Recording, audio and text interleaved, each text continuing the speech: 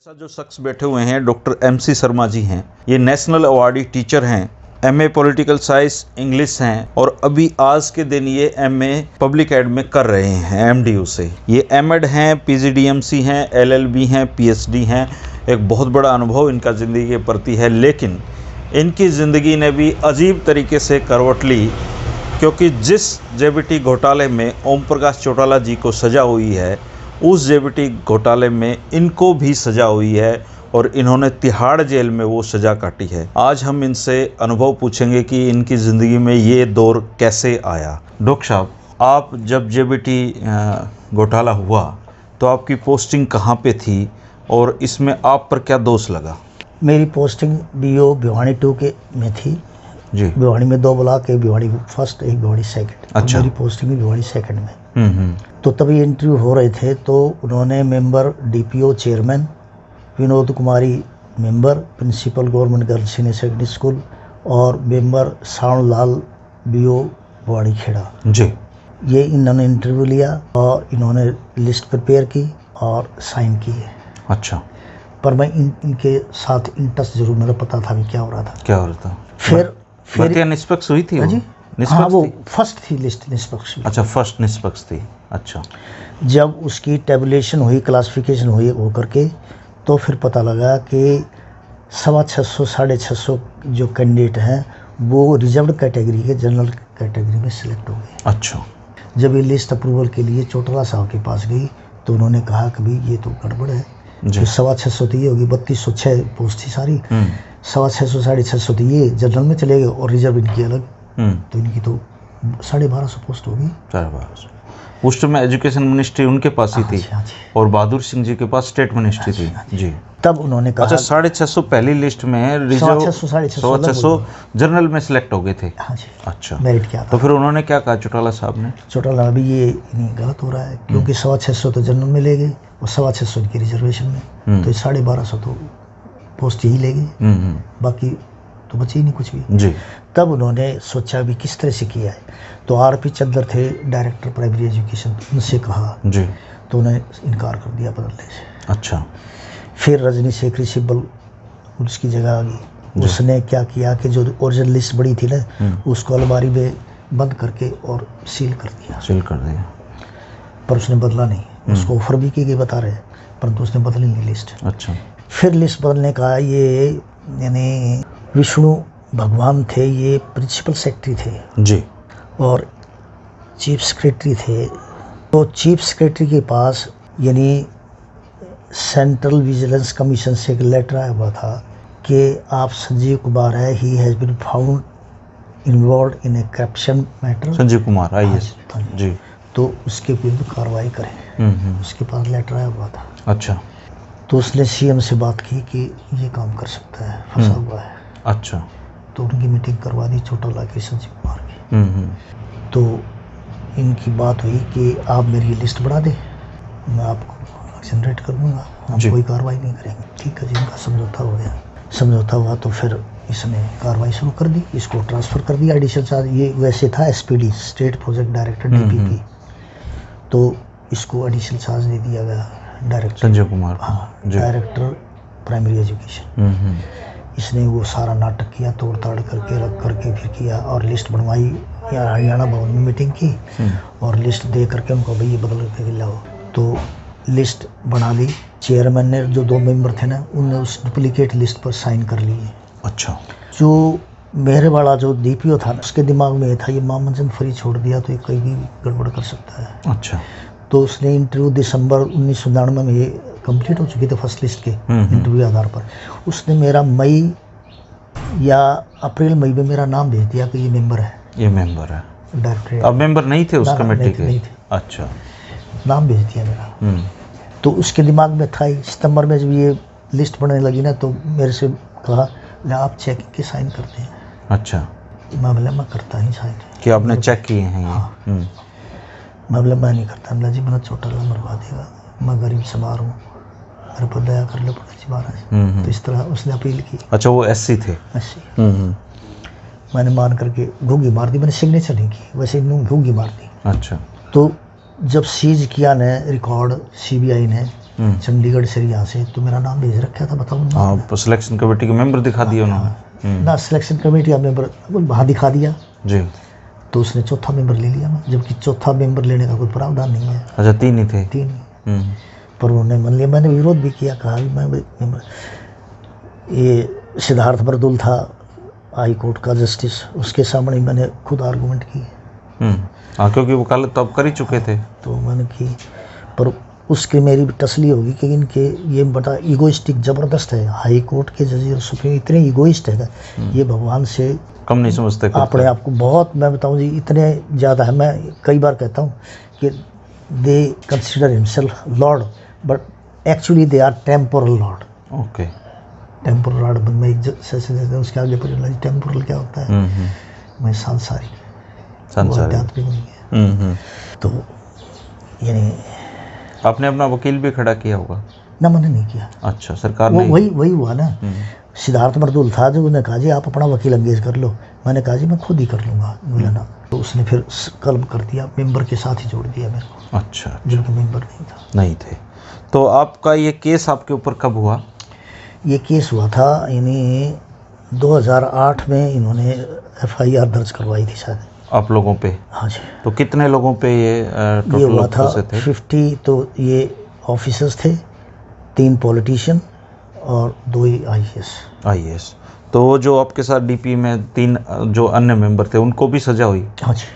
तो आपको जब ये सजा हुई, मैं यानी सारी 18 कमेटी थी वजह सिलेक्शन कमेटी, तो 4 एक ही कमेटी में थे? बस ये भिवानी कमेटी में 4 हैं, उसमें चौथा मैं हूँ। अच्छा, तो जब लोग आप उसमें कोर्ट रूम में खड़े थे तो आपको क्या लग रहा था सज़ा सुनाने से पहले कि क्या होने वाला है?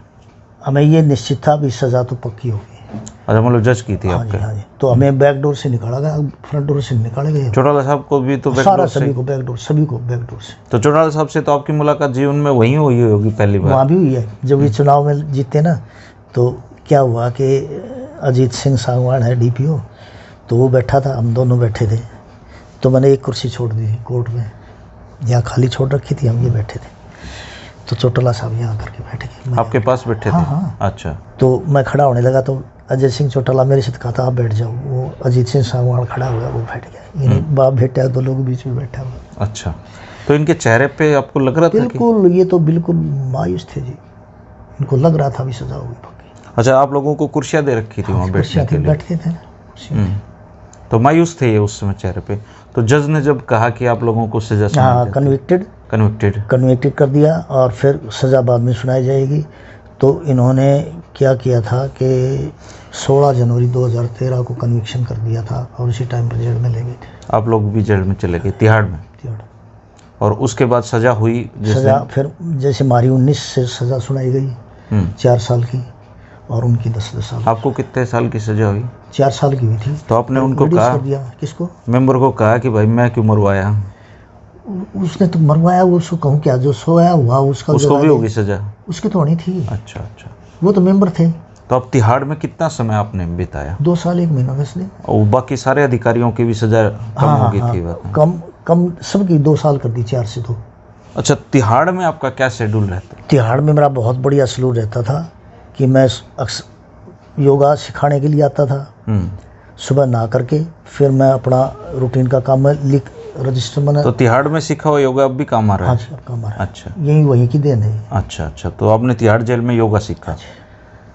तो खाने पीने का क्या? खाने पीने का आया कि मैं फल लेता था सुबह जाते थे ना, तो उनसे सुबह फल लेता था, फिर चाय दूध आ जाता था, दूध में अपना यानी स्पेशल दूध देते थे ये सीनियर सिटीजन्स को।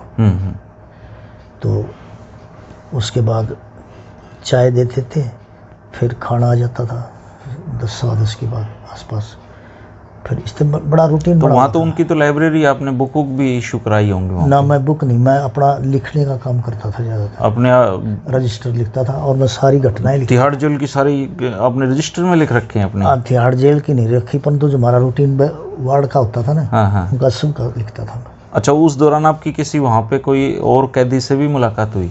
और कैदी से मुलाकात हुई। फिर इंटरेस्टिंग घटना ये हुई कि जब हमें यानी 3 नंबर जेल वार्ड से 5 नंबर वार्ड में जाना पड़ गया, तो ताकत नहीं देते थे किसी को। अच्छा। तो मैंने कांटेक्ट किया, भाई मैं जो ताकत तो सोने के लिए, तो बोला जी ताकत तो अलाउड नहीं है, देते नहीं है।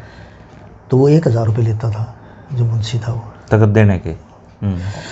मैं कांटेक्ट करके तो मैं मुफ्त पे लिया।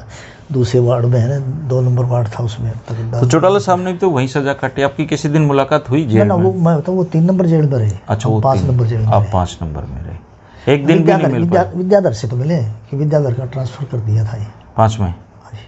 विद्याधर आपकी बैरक में थे? वो पहले 3 में थे, फिर बाद में 5 में आ गए। अच्छा अच्छा। तो विद्याधर जी का क्या कहना था इस बारे में जिंदगी? बोला मेरी कोई गलती है ही नहीं। अच्छा, सरासर गलती सारी उसकी। विद्याधर की उसी ने बनवाई थी लिस्ट। उसी ने बनवाई थी और गलती मना करता थे वो। गलती है। तो आप क्या कहेंगे इस घटना पे? आपके क्या लगता है आपको कि ये क्यों सजा हुई है? ये अनफॉर्चुनेट हुआ है, ऐसा नहीं होना चाहिए, क्योंकि ये मॉरल और एथिक्स के बिल्कुल विरुद्ध है। पॉलिटिशियन को इस तरह से नहीं करना चाहिए और इनको फेयर सिलेक्शन करना चाहिए और डीलिंग सबके साथ बराबर की करनी चाहिए। अच्छा अंकल जी, आप 80 साल की उम्र है, मुझे नहीं लगता इस उम्र में कोई भी आदमी अपना कुछ छिपाना चाहेगा। मैं आपसे सीधा सीधा पूछना चाहता हूँ कि वो जो गड़बड़ी थी वो सज़ा सही हुई है क्या? सही हुई है। उसमें से निर्दोष कितने लोग थे? निर्दोष जैसे फॉर एग्जांपल मैं शामिल ही नहीं था। हाँ, बाकी तो जिन्होंने लिस्ट बनाई वो सारे दोषी थे, क्योंकि मतलब 3-3 मेंबर की जो कमेटी उन्होंने फर्जी कर रखे, मतलब उन्होंने दोबारा लिस्ट पर साइन किए हैं, परंतु वो किए हैं दबाव में। अच्छा, इस जो पूरे केस का टर्निंग पॉइंट है रजनी शेखरी रही? हाँ, रजनी शेखरी से उसके बयान पे ही सजा हुई है हाँ सब? जी, उसका बयान हुआ है। उसने खुल्लम खुला कहा है कि मेरे को ऑफर की गई थी 5% की। अच्छा। और उसने इनकार कर दिया। संजीव कुमार भ्रष्ट ऑफिसर रहा है जी, और उसका यानी उसको तो सजा भी हुई ना इसमें? हाँ हाँ है। ये सेंट्रल विजिलेंस कमीशन है, उसने सज़ा दे रखी थी। ये समझौता किया, फिर गड़बड़ कहाँ हुई, मैं वो बीच में छोड़ गए थे ना। गड़बड़ कहाँ हुई कि इसने लिस्ट बना दी, लगा दी। बोला जी अब मेरे जो है वो ड्रॉप करो। बोला भाई अभी तो 5 करोड़ आपने कमाए हैं, 2.5 करोड़ दे दे। इसने इसी में कमा लिए? इसमें एसपीडी के रूप में कमाए थे इसने। अच्छा, कैंडिडेट से पैसे लिए इसने? एसपीडी में ये जैसे डायरी बनती थी, अच्छा, बुक छपती वो थी, प्रोजेक्ट उसमें था, प्रोजेक्ट तो डायरेक्ट 5 करोड़ रुपए उसमें कमा गया। कमा गए, अंदाजा लगाते हैं कि 2.5 करोड़ मांग लिए इससे। मांग लिए। बोला जी मैं तो दे नहीं सकता इतने, मैं नहीं दे सकता। अपना समझौता खत्म, इसको सस्पेंड कर दिया अक्टूबर में। इसके सिलेक्शन सब कुछ लिए, इसने सोचा था कि मर गया। फिर ये एफिडेविट, इसने भी बोगस एफिडेविट दे दिया। इसने ये नहीं कहा कि सेकंड लिस्ट है ये बोगस है, इसने कहा कि सेकंड लिस्ट ही सही है। अच्छा, इसने कहा सेकंड लिस्ट सही है। तो ये भी खुद अपने कुछ कैंडिडेट्स के तो इसमें भी कमा गया होगा ना? ऐसा तो नहीं लगता इसका। अच्छा लगता है। तो अभी आप वकालत कर रहे हैं? हाँ जी, कंटिन्यू अच्छी चल रही है आपकी मैं वकालत? संडे भी जाता था मैं, ये यहाँ तो अब क्लास लगती है तब आ जाता। तो आपकी वकालत अच्छी चल रही है? कंज्यूमर में, सर्विसेज में और आरटीआई की तो आप कभी आओ ना भिवानी, तो 403 चैम्बर बना जी, मैंने एड्रेस भी दे रखा है, आपको दिखाऊंगा सारा। अच्छा अच्छा, मतलब एक्टिव हो 80 साल की उम्र में? बिल्कुल। 2 साल 11 महीने जो 1 महीना जो सजा रही है, 2 साल 1 महीना 10 दिन। तो उस सजा को आप जीवन से 80 साल की जो उम्र है उसमें किस तरीके से देखते हो आप? ये भी एक अनुभव है जीवन का। अच्छा, और बड़ा बढ़िया अनुभव है। जेल में गया तो मैं तिहाड़ जेल की वर्किंग, मैं वार्डर की कहानी बताता हूँ। एक यादव था वार्डर जी, तो मैं घुटनों में ये ट्रबल हो गई थी ये, तो मैं पानी लेने के लिए जाता था। मैं डीएसपी था, उससे मिला, मैं जी मेरे को हॉट वाटर बोतल में पानी चाहिए, मैं सेकता हूँ ये घुटने। तो मैं 6:45 बजे आया तो वार्डर बोला नहीं जाने देता। मैं दूर खड़ा हो गया जी, दूर खड़ा हो गया तो उसका कोई गुर्गा आया। ये एडिक्ट होते हैं ना ये सुल्फागांजा, ये एक्सचेंज करने वाले देने। अच्छा, वहाँ चलता है ये सब जबरदस्त। अच्छा, मैं तो नोट भी कर रखे मैंने। अच्छा, टाइम भी। हाँ, जो पीता था ना तो मैं नोट कर लेता था, इस टाइम पर ये नाम तो नहीं पूछता था मुझसे, पर मैं कहा भैया ऐसा कर। मतलब जेल में सारी चीज़ें उपलब्ध थी? सारी चीज़ें। तो फिर आप खड़े हो गए वहाँ पे? हाँ, मैं खड़ा हो गया तो मैंने पता था, मैं कल भी जा, उन्हें मेरी तरफ देखा, आगे नोट कर लिया। जी आप भी जाओ, उन्हें मेरे को कभी रोका नहीं। फिर काम आ गया आपकी निगरानी करना। ना मैं करता था, मैं इसी तरह से करता हूँ। अच्छा। मैं चुपचाप है, फिर ऑब्जर्व करता हूँ, ऑब्जर्व करके नोट करता हूँ, नोट करके फिर कार्रवाई करता हूँ। यही है। अच्छा, जो लोग बाकी कमेटी के मेंबर थे जिनको सजा हुई है, उनको जीवन में ये गिल्ट था कि उन्होंने कुछ गलत किया है? कुछ ने तो किया है, क्योंकि हम जैसे फॉर एग्जांपल नारनौल के डीपीओ ने बता रहे हैं, उसने सभी के 17, 18 नंबर लगा रखे 20 में से, तो उसने तो गड़बड़ की है। परंतु बाकियों ने, जैसे मारे वाले हैं ना, इंटरेस्टिंग बात यह है कि मारे वाले ने ज़रूर गड़बड़ की है, क्योंकि जो उन्होंने पहले लिस्ट बनवाई थी ना, उस लिस्ट पर मैंने ऐसा है कि उसने साइन करवाए थे, फिर वो फाड़ करके दूसरी लिस्ट बनाई उन्होंने पैसे लेकर के। मैंने ऐसा मैं अनुभव हो रहा है। अच्छा, कुछ ने पैसे भी लिए उसमें? अब मारे वाले ने जरूर लिए होंगे। अच्छा, फंसा दिया आप भी साथ में? मारा तो इसलिए फंसा दिया ना कि ये गड़बड़ कर देगा, क्यों मैं सीनियर पीओ था सब में, मेंबर बना दिया उसको। अच्छा। वैसे इंस्ट्रक्शन ये थी, अगर कोई सीनियर बीओ कोई मेंबर बनाए। आपका कोई रिश्तेदार वगैरह तो उस भर्ती में नहीं लगा? नो, बिल्कुल नहीं। कोई जानकार? मैं किसी को अप्लाई ही नहीं करता था जी। अच्छा। मैं रिश्तेदार की खिंचाई और कर देता था। मैं आउट ऑफ द वे बता रहा हूँ, मेरा भाई ताऊ का लड़का है, उसकी मेरी माँ रियल सिस्टर्स है, भाई और ताऊ सगा, तो उसने गड़बड़ कर दी थी, मैंने उस पर केस कर दिया। केस कर? डिफेमेशन का। उसका लड़का है, वो IAS है। चलो। अच्छा दोस्तों, ये हैं डॉक्टर MC शर्मा जी, वकील हैं पेशे से, BO रिटायर्ड हैं और JBT घोटाले में 2 साल 1 महीने तिहाड़ जेल में इन्होंने गुजारे हैं।